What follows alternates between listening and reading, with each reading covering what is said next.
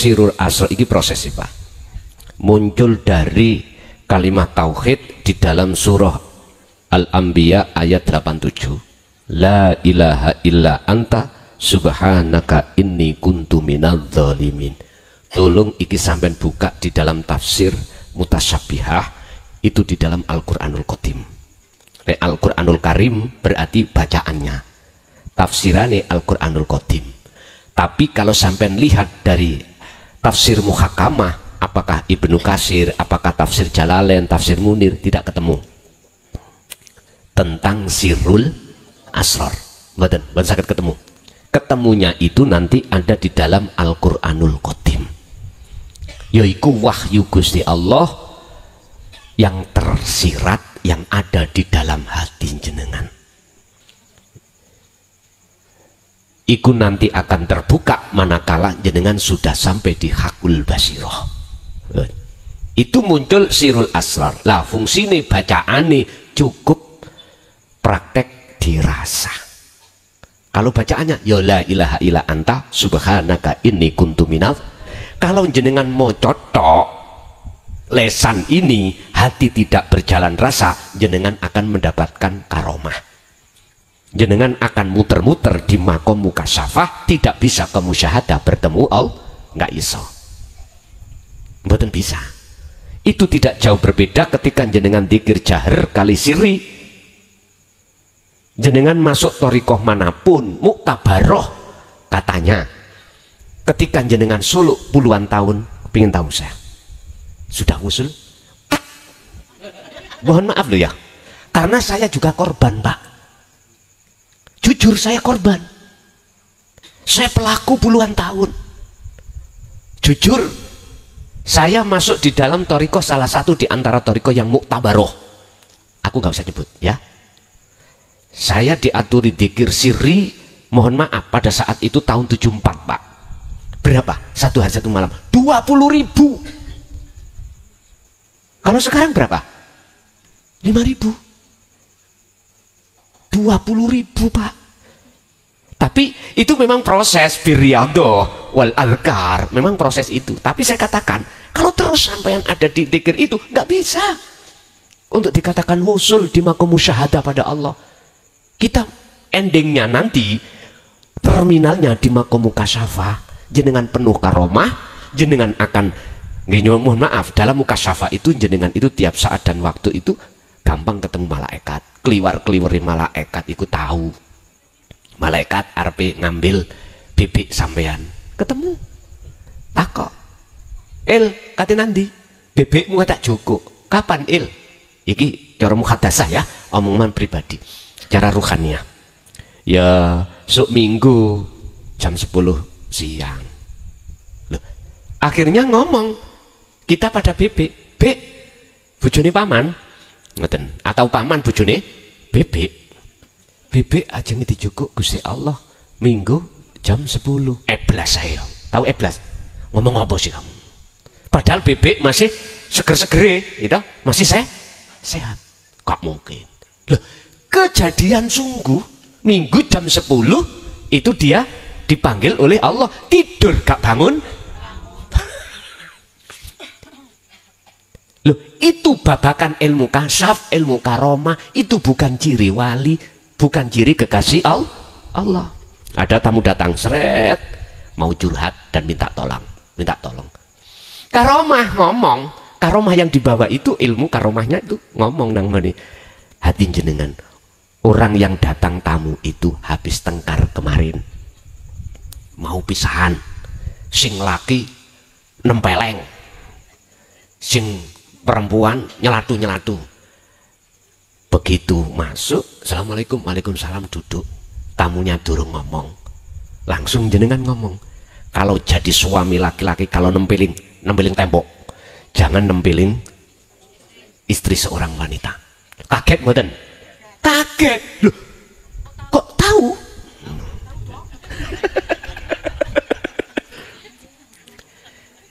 Ibu jenengan walaupun punya mulut dua, yo jangan mewir-mewir. Orang laki-laki jangan dicelatu-celatu. Kaget nggih? Kaget. Umume umat manusia pada umumnya mesti nuduh jenengan iku wali. Buka ning Quran, ciri wali bagaimana? Ala inna auliya Allah la khaufun alaihim walahum Cirine kekasih Allah itu hatinya gak gampang gelisah, gak gampang susah, khawatir, takut. Sebab apa? Hatinya itu wis yakin, sibuk kabeh sing ngatur Gusti pun. Aman toh? Boten cirine sing kaya ndak. Makanya masyarakat harus tahu. Jangan didik-didik orang yang sudah tahu perkara yang akan terjadi. Oh itu wali, aroma kewalian. Bukan. Tapi juga ada kekasih Allah itu dibonusi Allah karomah. Tapi karomah itu bukan tanda kewalian seseorang terhadap Gusti. Balik pada Quran. Jadi boten nenten lafate Pak, prakteknya dirasa, dan dirasa itulah yang akan membangun hati sampean yakfur bitaghut, bisa meninggalkan selain Allah, wa yu'min billah, maka bisa bertemu Allah. Yang kedua, lali fidyah. Bagaimana fidyah secara hakikatnya? Iku kan nyaur toh Pak, fidyah itu. Kadang syariat kita, orang tua kita sakit gak sholat 40 hari, akhirnya dibayar fidyah atau diganti sholat, disauri. Hakikatnya apa? Nyun sewu. Surat Al-A'raf ayat 172 dibuka. Al-A'raf 172.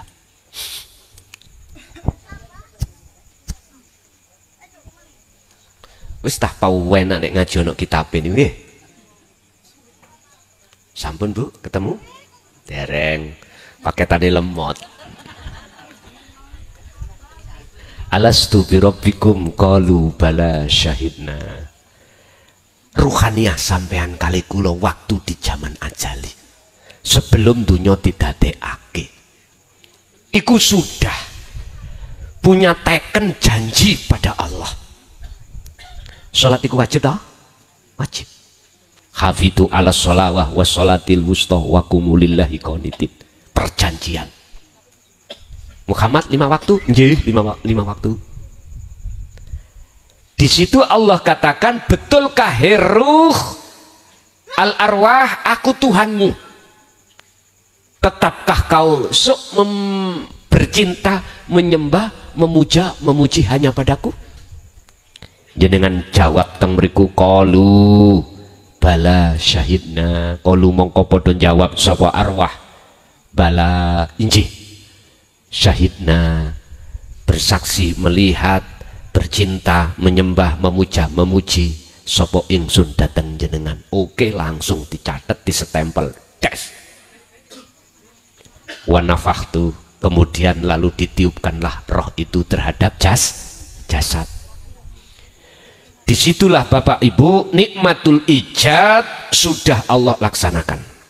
Nikmat dimana penciptaan jenengan kali kulo sebagai makhluk. Lalu Allah juga menyiapkan nikmatul imdad, kelangsungan kehidupan, kebutuhan jasmani dan rohani. Jasmani kita waktu di kandungan, vitamin dilewatkan ibu. Lah ngoten nggih, bapak yang kerja, ibu ya yang hamil, yang mama kasih makan bayi di dalam kandungan. Jangkep 9 bulan lebih. Mohon maaf Bu nggih. 2 kates luruh, 2 monyor-monyor. Tahu monyor-monyor? Penuh dengan ASI. Monyor-monyor penuh asinya. Itu loh namanya kalau Jawa Timur monyor.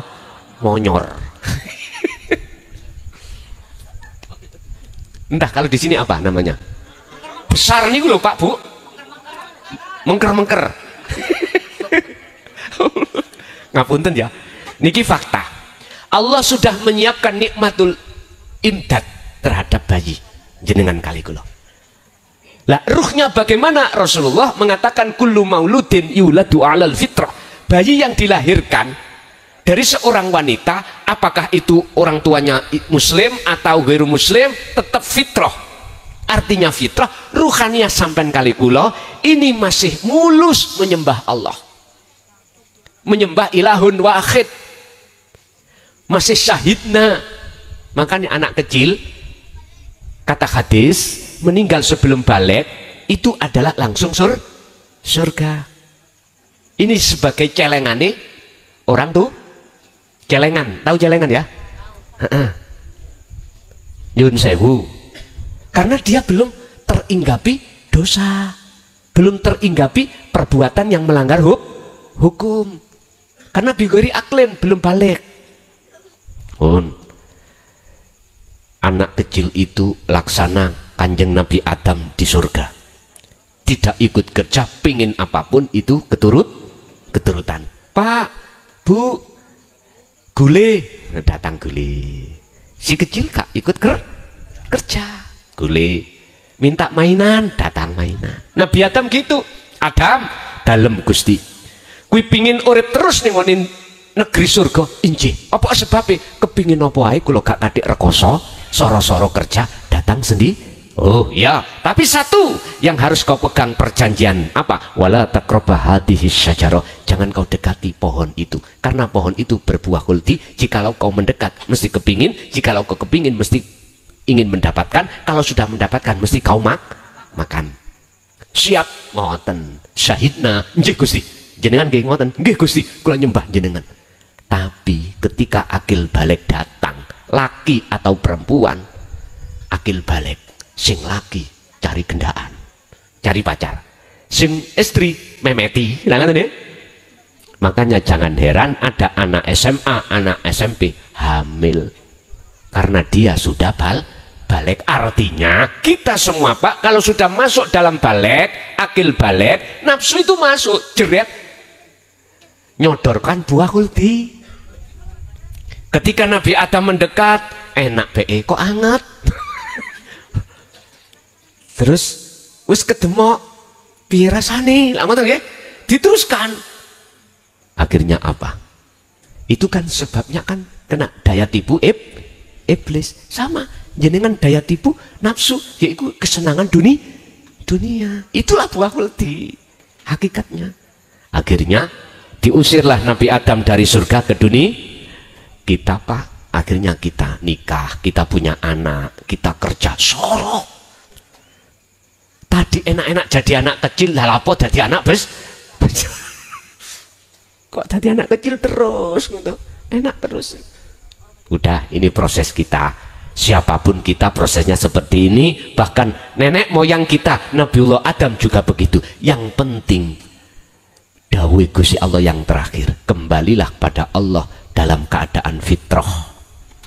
Adam dalam enak aning dunya soro Gusti, pingin balik nang negeri asalmu. Injih, fatalaqqa Adamu min rabbi kalimatin fataba alai. Ono syarat Adam napa? Trimon kalimat iki. Pundi yang dimaksud kalimat la ilaha illa anta subhanaka inni kuntu minal. Baru kalau sudah diterima, diamalkan, bisa la ilaha illa ana. Nabi Adam menerima kalimat ajaran nih Kanjeng Nabi bagi kita di jalur dinu tauhid. Inilah maksudnya kalimat atau wahyu. Wis dilakukan baru bisa. Jadi kembali kita, sebelum kita kembali dalam kematian secara syariat, itulah sak bejo-bejone wong sing paling bejo, yaiku ya wong kuwi tatkala ning donya dheweke sudah bertemu Gusti Allah.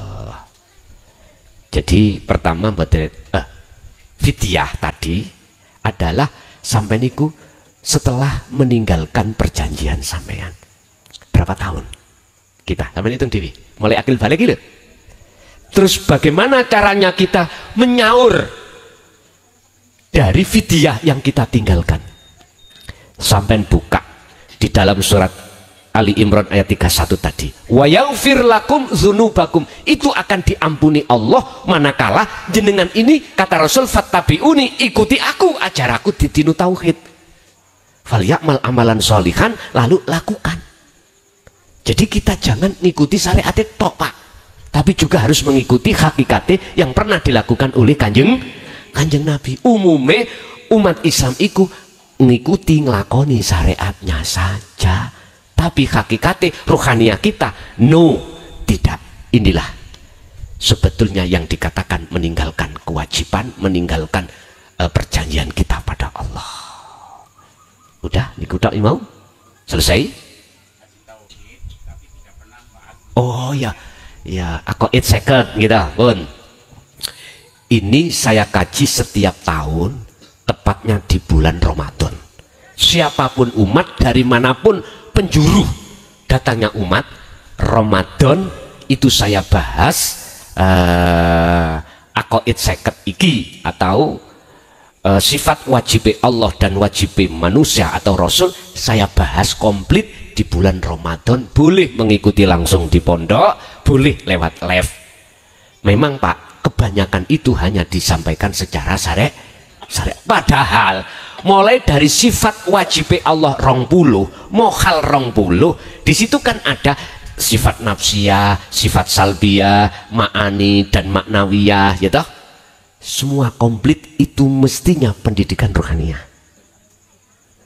Entah beliau-beliau tidak menyampaikan, itu saya juga tidak tahu alasannya. Yang jelas kalau sudah kita membahas wujud, itu pembahasan rohaniah, bukan jasmaniah. Walaupun di dalam sifat ma'ani 7 itu kudrat, iradat, ilmu, hayat, sama, basar, kalam, itu nang rohaniah. Makanya ini saya bahas hanya ada di bulan Ramadan setiap tahun. Kalau tahun depan itu saya masih diizini Allah untuk membahas, saya bahas. Jikalau saya belum digamkan, dipensiunkan, pasti akan kami bahas. Sampai bisa mengikuti langsung ke pondok. Di sana sampai hanya berangkat orang tok dengan pakaian udah gratis, dahari gratis, tileme pun jenengan tinggal ngurungokke ngaji, udah terus melakukan kholwat, monggo. Terus bagaimana kita yang ngaji sudah di dalam sifat-sifat wajib Allah, terus belum dibahas tentang kerohaniannya, yang jenengan harus bertanya kepada si ngejiwa. Tanya, jenengan harus tanya. Dari kerohaniannya itu keterangan wujud yang bagaimana, kidam bagaimana, mukhalafatu lil khawadisi, qiyamuhu binafsihi, sampak mutakaliman, sifat mukhali Allah, sifat jaisi Allah, sifat wajib Rasul, mukhali Rasul, jaisi Rasul, akhirnya lengkap 50. Niku saya bahas setiap tahun itu cuman di bulan Ramadan. Inilah modal pertama sebagai dasar tauhid. Untuk pengembangannya itu adalah di dalam ilmu tasawuf lainnya. Mukobalahnya terserah, kitab hikam boleh, Jami Usul Aulia monggo, banyak kitab-kitab yang berversi tasawuf, Fatkur Robani ada, sak kerso jenengan. Nggih.